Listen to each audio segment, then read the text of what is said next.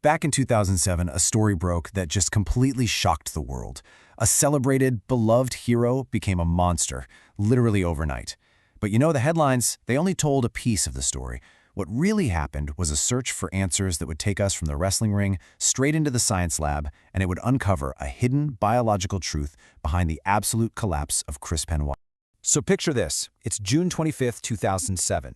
News starts trickling out that Chris Benoit, one of the most talented and respected professional wrestlers on the planet, has been found dead. And for those first few hours, the world was just in mourning for a fallen hero, a guy praised for his incredible skill and his unmatched discipline. I mean, the WWE dedicated its entire 3-hour broadcast that night just to his memory. You had his colleagues, his friends, fighting back tears on camera, sharing these stories about a man they deeply admired. Not just as a performer, but as a person. The praise was just universal. But then, less than 24 hours later, that entire narrative just completely imploded. Police statements confirmed the absolute unthinkable. This wasn't just a tragedy, it was a double murder-suicide. And just like that, the public's grief turned into horror and total confusion. And that right there became the central mystery. Everyone was scrambling for an explanation. How could a man who was celebrated for his control, for his integrity, commit an act of such unbelievable violence against his own family? The search for that answer would change, well, it would change everything. So this jarring contradiction, it's really at the heart of the whole story. To even begin to understand what happened, we have to look at this disconnect, the huge gap between the man everyone thought they knew and the chilling reality of what happened in his final days. The timeline of that final weekend is just horrifying in its detail. And what's so chilling is that this wasn't a single, sudden snap of rage. No, this was a methodical, 3-day sequence of events with these long, haunting periods of silence between each act. The corporate whiplash was staggering. On Monday night, the WWE basically canonized him as a saint. By Tuesday morning, they began a process of complete and total erasure, acting as if he had never even existed. He went from a celebrated icon to a forbidden topic in the blink of an eye. Now, when you're faced with a horror this complex and confusing, the media, and frankly the public, we desperately need a simple villain, and they found one almost immediately. The term roid rage just dominated every single news cycle. And you can see why, right? It was a familiar story. It gave everyone this neat, tidy explanation, a good man corrupted by a bad drug. It was dramatic, it was moralizing, and it kind of let everyone else off the hook. But here's the thing. That simple answer, it completely falls apart when you look at the actual science. The toxicology reports came back and they directly contradicted the media's story. Benoit had therapeutic, prescribed levels of testosterone in his system, not the massive amounts you'd associate with abuse. The roid rage theory, while it was convenient, was scientifically just not plausible. So if it wasn't steroids, then what in the world was it? Well, the answer wasn't in a syringe.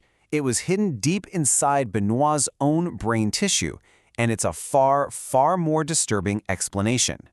The real culprit here was a disease called Chronic Traumatic Encephalopathy, or CTE.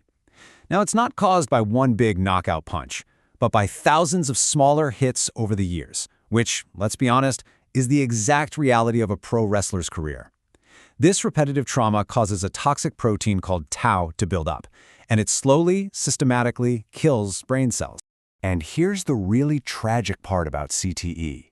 Its symptoms, they can just look like character flaws. Paranoia, depression, impaired judgment.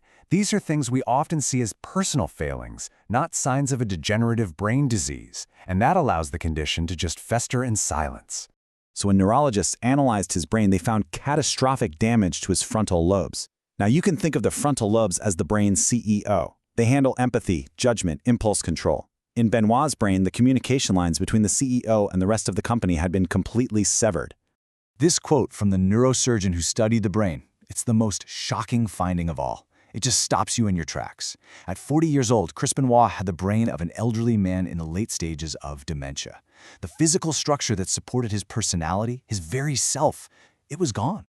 This discovery forced the lens to zoom way out, from the brain of just one man to an entire industry's culture.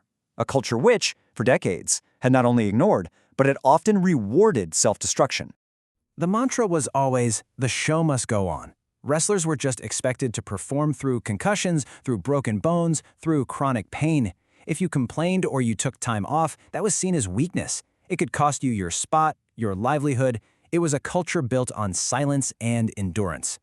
So in the wake of this absolute tragedy, the WWE was forced into a reckoning. They had to make changes.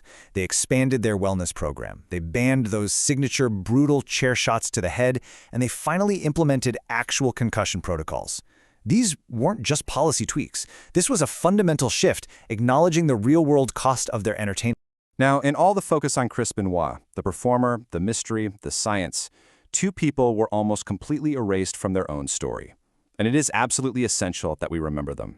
Nancy was never just a wrestler's wife. She was a pioneer in the business herself, known for her intelligence and charisma as a manager long before she even met Chris.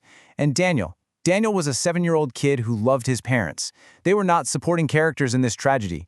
They were its primary victims, and their lives had so much value and meaning that has to be honored. So what's the lasting impact of this story? After everything, what should we take away from this incredibly complex and heartbreaking series of events? If there is one central lesson here, it's this. The brain is a physical organ. It can break. And when the actual hardware that runs our personality and our morality is damaged, willpower can become completely irrelevant.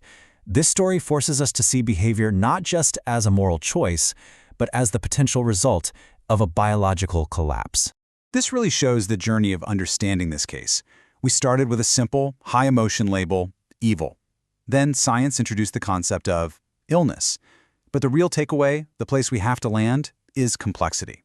Look, this isn't about excusing the act, but it is about grappling with the very difficult truth that a person can be both a perpetrator and, at the same time, a casualty of their own broken biology. Ultimately, the Benoit case leaves us with this deeply unsettling question that honestly has no easy answer. It forces all of us to confront this blurry line between the choices we make and the biological limitations of the brain that makes them. And that is a conversation that continues to this day.